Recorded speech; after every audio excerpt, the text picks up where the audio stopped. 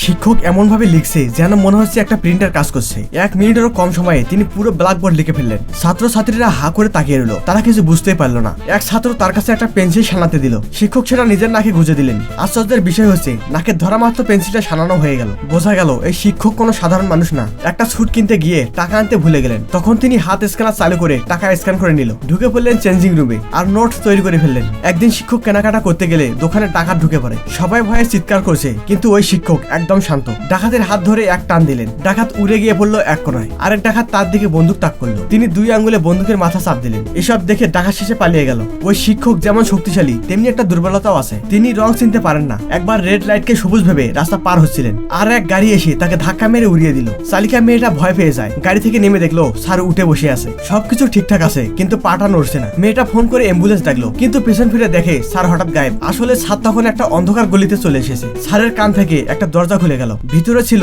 অনেক ভিন ঘুরের ছোট ছোট লোক যারা তাকে চালায়। একটা রশি ফেলে তারা স্যারের পায়ে নেমে এলো আর মেরামত করে ফেললো। বোঝা গেল সে আসলে মানুষ নয়, একটা মানব আকৃতির উড়ন্ত যান। তার ভেতর লুকিয়ে আছে একদল স্মার্ট এলিয়েন যারা পৃথিবীতে এসেছে গবেষণা করতে।